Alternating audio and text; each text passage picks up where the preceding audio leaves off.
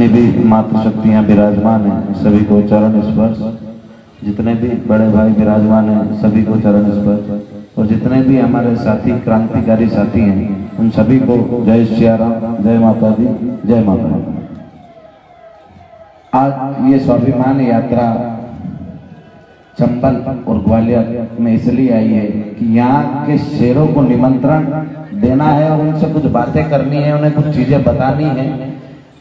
कि चंबल का जो बलिदान है, चंबल ने जो स्वाभिमान की लड़ाई लड़ी वो ना तो बाद के इतिहासकारों ने बताई, ना हमारी सरकारों ने बताई, ना कभी टीवी चैनल वालों ने महाराणा प्रताप के ऊपर सीरियल बनाए, पर वहां कहीं भी चंबल का जो बलिदान है उसके बारे में कहीं बताया नहीं। मैं भी काफी टाइम से मुझे पता नहीं था, मेरे कुछ साथी भाइयों ने मुझे बताया, मैं लगातार उस बारे में पढ़ रहा था। अभी भी मैंने राजा भाई को भी बताया कि चंबल और मतलब ग्वालियर के जो महाराज थे, अंतिम महाराज राजा राम शाह तोमर,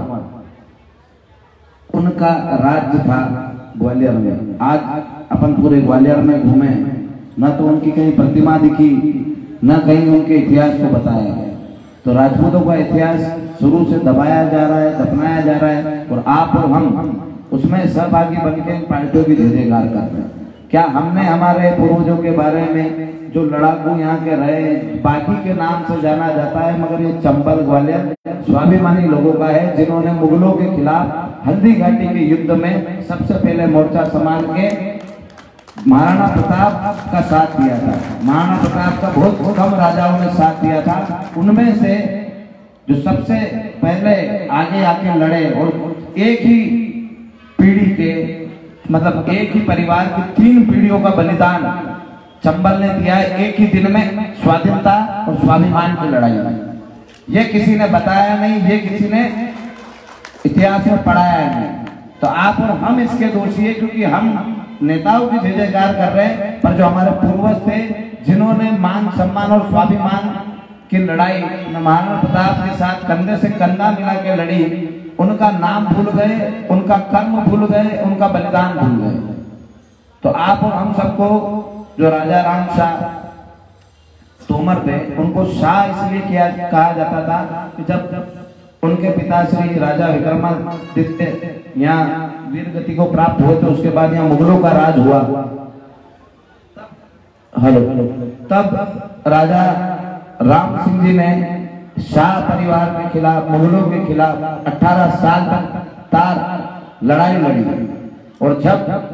वो यहाँ से वापस मेवाड़ गए तो मेवाड़ में राजा उदय सिंह जी ने शाहों का शाह कहा था, उन्हें उस शाह की उपाधि दी थी कि एक 12 साल का लड़का, क्योंकि राजा राम शाह की उम्र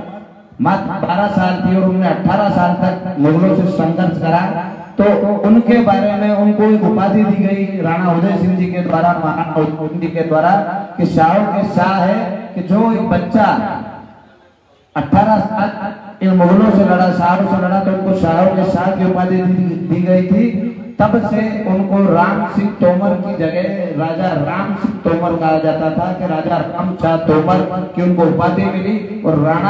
महाराणा उदय सिंह जी ने अपनी पुत्री, बड़ी पुत्री का विवाह भी उनसे किया, और वो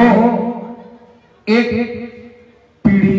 एक ही दिन में, मतलब उनकी एक वंश की 3 पीढ़ी एक ही दिन में हल्दी घाटी के युद्ध में बलिदान हुआ, वीर गति को प्राप्त हुए, ये भुला दिया गया। और उनके अलावा मैं अभी राजा भाई से यही चर्चा कर रहा था, हम अभी पढ़ ही रहे थे उसको, कि यहाँ के शिकरवार, ग्वालियर चंबल के लिखा है इतिहास में, ग्वालियर चंबल के शिकरवार, भदौरिया, परमार, जादव, इनकी अलग अलग सैकड़ों लोग, सैकड़ों राजपूतों की टुकड़ियां भी राजा राम शाह तोमर के साथ हल्दी घाटी का युद्ध लड़े और वहां वीर गति को प्राप्त हुए। क्या ये किसी ने बताया? तो आपको इतिहास पढ़ना चाहिए, और अपने इतिहास में जितने भी पूर्वज हुए, हल्दी घाटी जाओ, हल्दी घाटी घूम के आओ, वहां सारे वीरों की छत्रियाएं वो कहां से थे, कौन कौन थे, कौन कौन से राजपूत सरदार हल्दी घाटी के युद्ध में थे, उन सारे लोगों की वहां छत्रियां हल्दी घाटी में बनी हुई। तो आज हम दौड़ रहे हैं पार्टियों के पीछे, हमें दौड़ना चाहिए अपने इतिहास के पीछे, और अपने इतिहास को अपने लोगों के बीच में लाना चाहिए। और जो अपने पूर्वज थे उनकी यहाँ मूर्तियां स्थापित होनी चाहिए, हम सब मिलके ये 8 जनवरी के बाद प्लानिंग बनाएंगे कि राजा राम शाह तोमर जो ग्वालियर के राजा थे उनकी मूर्ति स्थापित हो और पृथ्वीराज चौहान जी की भी यहाँ मूर्ति स्थापित हो, क्योंकि वंश चौहान वंश है और जिन जिन लोगों ने हल्दी घाटी के युद्ध में प्राण दिए हैं उन सबकी प्रतिमाएं लगते और एक पुस्तक संग्रहालय, इतिहास का संग्रहालय बनाया जाए जिसमें उन सारे लोगों की पुस्तकें रखी जाए। इसके लिए भी हम आंदोलन करेंगे और उसको यहाँ स्थापित करवाएंगे, क्योंकि यदि हमारे पीढ़ियां हमारे इतिहास को भूल गई तो हम हमारा गौरवशाली इतिहास भूल जाएंगे और जिन्होंने अंग्रेजों को साथ दिया उनको राजा मानते रहेंगे, उनको हमेशा हम नेता मानते रहेंगे। तो हमें हमारे पूर्वजों को पहचानने की जरूरत है और ग्वालियर का इतिहास स्वाभिमान का है, गद्दारी का नहीं है। लड़ने का है, यहाँ बागी हुए हैं पर उससे पहले यहाँ स्वाभिमानी हुए, जिन्होंने महाराणा प्रताप, आप देखना इतिहास उठा के, महाराणा प्रताप का बहुत कम राजपूतों ने साथ दिया था युद्ध में, बहुत कम राजपूतों में, उनमें से ग्वालियर चंबल सबसे पहले था और एक पूरी एक टुकड़ी, एक साइड दाई तरफ की एक टुकड़ी का पूरा उन्होंने नेतृत्व करा और मुगलों से लड़े और लड़े भी ऐसे थे कि मुगलों की सेनाएं हल्दी घाटी के युद्ध को छोड़ के भागी थी।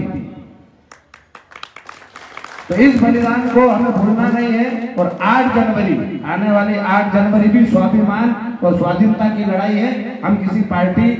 या किसी विचारधारा के गुलाम नहीं है, हम स्वाभिमानी हैं। ये लड़ाई हमारे अधिकारों की है, ये लड़ाई हमारे स्वाभिमान की है। ये 21 सूत्री जो मांगों की लड़ाई है। हम चाहते हैं कि चंबल के शेर फिर भोपाल में आके भी दहाड़े और भोपाल ही नहीं हिंदुस्तान की जनता को ये बताए कि ये वही स्वाभिमानी कौम है जो हल्दी घाटी के युद्ध में भी जिन्होंने पीछे पांव नहीं दिए थे और इस भोपाल जन आंदोलन में भी पीछे पांव नहीं देंगे और हमारे साथ कंधे से कंधा मिला के लड़ेंगे। और ये जो सरकारें आज मुगलों का और अंग्रेजों का काम कर रही है, इनको भी छक्के छुड़ा के मैदान छोड़ के भागना पड़ेगा, क्योंकि पूरे हिंदुस्तान का राजपूत, भले वो मेवाड़ का हो, चंबल का हो, ग्वालियर का हो या मालवा का हो, सब एक साथ अपने सिर गिराने, ये सिर और ये तलवार है, ये अंगूठा हमारी तलवार है, ये बनाने हम भोपाल के जम्बूरी मैदान में पहुंचेंगे और सरकारों को भी उखाड़ के फेंकेंगे। तो आप सबसे निवेदन है कि 8 जनवरी के आंदोलन के लिए ज्यादा से ज्यादा लोगों तक जाएं, अपने लोगों को अपनी बात समझाएं, क्योंकि अपनी जो मांगे हैं एक भी नाजायज मांग नहीं, सब जायज मांगे हैं। हम हमारे अधिकारों के लिए लड़ रहे हैं। आपको बहुत सारे लोग अलग अलग भ्रांतियां फैलाएंगे, अलग अलग बातें करेंगे। ये किसी संगठन का या किसी व्यक्तिगत की लड़ाई नहीं है, ये लड़ाई संपूर्ण समाज की है और 36 कौम की लड़ाई है। हमारे पूर्वजों को जरूरत नहीं थी मुगलों से लड़ने की। महाराणा प्रताप को बोला गया था कि खाली झंडा बदल लो, झंडा बदलने मात्र से ही उनके पास उनका राज्य सुरक्षित होता और आधे भारत का राज्य अलग से मिल रहा था उनको।